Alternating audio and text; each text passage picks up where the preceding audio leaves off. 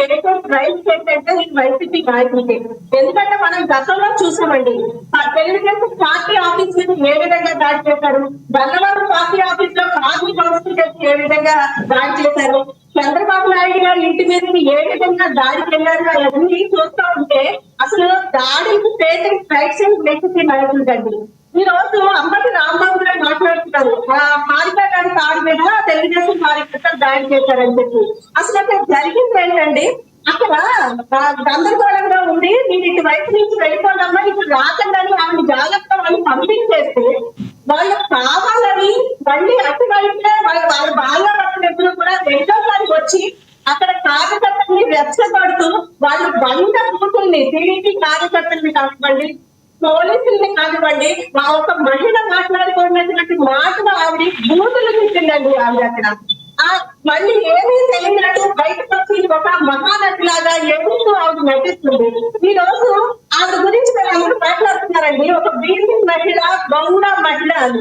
ఈ రోజు గౌడ మహిళ వీళ్ళందరికీ వీళ్ళ అధికారంలో ఉన్నప్పుడు ఒక గౌడ విద్యార్థులు అండి, 9వ తరగతి విద్యార్థులు అమర్నాథ్ గౌడ గురించి మనం ఒకసారి సందర్భంగా గుర్తు చేసుకోవాలండి. ఆ రోజు ఆ బాలుడు నిజంగా 9వ తరగతి చదివే పిల్లాడు వాళ్ళ అక్కని ఏడిపించారని చెప్పి ఆ రోజు వాళ్ళని అడిగడానికి వెళ్తే ఎక్కడో పోతే సగలు పెట్టి అబ్బాయిని చంపుతారండి. ఆ రోజు ఆ విషయాన్ని ఈ రోజు మనం గుర్తు చేసుకోవాలి. సునీత గారు ఇక్కడ ఒకటి మీరు గమనించాలి. ఎస్, మీరన్నట్టు ఒకవేళ వైసీపీ అధికారంలో ఉన్నప్పుడు దాడులకి బ్రాండ్ అంబాసిడర్ అని మీరు అన్నట్లే అనుకుందాం అనుకోండి.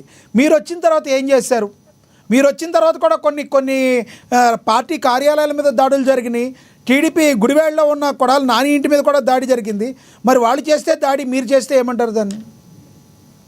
ఏమంటే ఈ రోజు ప్రశాంత్ కుమార్ రెడ్డి ఇంటి మీద దాడి జరిగిందని మాట్లాడుతున్నారు. ఇప్పుడు అక్కడ గతంలో ఒకసారి మనం చూసుకున్నామండి, పార్టీ ఆఫీస్ మీద దాడి జరిగినప్పుడు జగన్మోహన్ రెడ్డి గారు ఏమని మాట్లాడారండి, మా కార్యకర్తలకి బీపీ వచ్చిందని మాట్లాడారు. ఈ రోజు ఒక మహిళా ఎమ్మెల్యే మీద అక్కడ కొవ్వూరు నియోజకవర్గం ఒక మహిళా ఎమ్మెల్యే ప్రశాంత్ రెడ్డి గారి మీద ఎంత జుగుత్సాకరమైనటువంటి మాటలు మాట్లాడారండి ఈ ప్రసన్న కుమార్ రెడ్డి గారు. మహిళ ఎవరైనా రాష్ట్ర ప్రభుత్వం ఎవరైనా మాటలు రక్షిస్తారా అండి?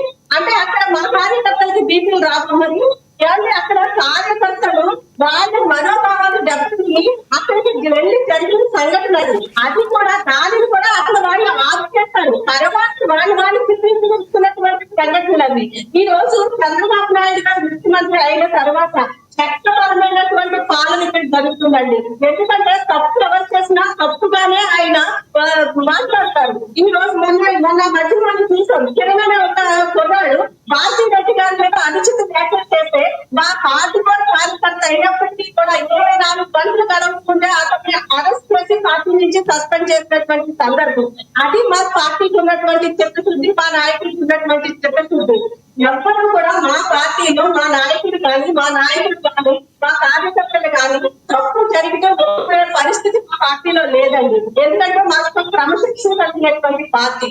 ఈ రోజు ఇందాక మనం సందర్భాన్ని గుర్తు చేస్తున్నాం, అమర్నాథ్ గౌడ్ గురించి ఒక దాని గురించి గుర్తు చేస్తున్నాం. మరి ఆ రోజు ఒక బీసీ పుస్తకాలు కదండి. ఆ రోజు ఈ రోజు బీసీ మహిళల మీద దాడి చేస్తారని చెప్పి నిన్న పేర్లు దాని మీద ఒక బయట మీరు ప్లే చేశారు. అలాగే బీసీ అందరినీ కూడా రోడ్డు మీద తీసుకొచ్చి రెచ్చగొట్టాలి, బీసీ కార్డు, బీసీ అమ్మాయి అని చెప్పి నాయకులందరూ కూడా ఈ రోజు రోడ్డు మీద పడాలని చేయాలని చెప్పి అసలు మాట్లాడుతున్న వీడియో ఒకటి బయటకు వచ్చిందండి. ఈ సందర్భంలో మీరు దాన్ని కూడా మీరు బయట పెడితే కూడా ఈ మీటింగ్ లో బాగుంటుందండి.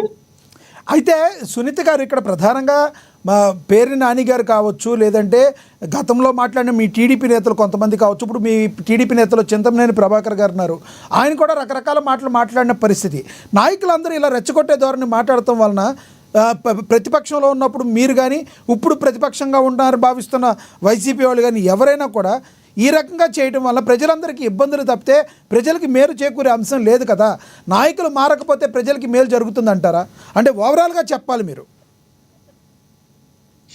ఏమంటే గతంలో చింతమనేని ప్రభాకర్ గారు మాట్లాడారని మాట్లాడుతున్నారు. అక్కడ ఆయన మాట్లాడిన సందర్భం లేదు, దాన్ని వేరే రకంగా చిత్రీకరించి బయటకు చూపించింది వేరు.